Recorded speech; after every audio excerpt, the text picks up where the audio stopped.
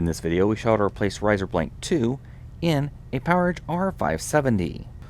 Before working inside your system, read through and follow the safety guidelines to protect your system from potential damage and ensure your personal safety.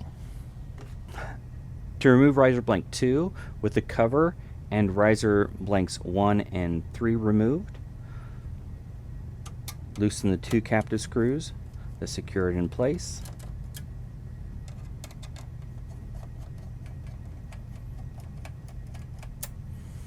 And then lift it out of the system. To install riser blank 2, align and lower it into the system, and then tighten the 2 captive screws to secure it in place.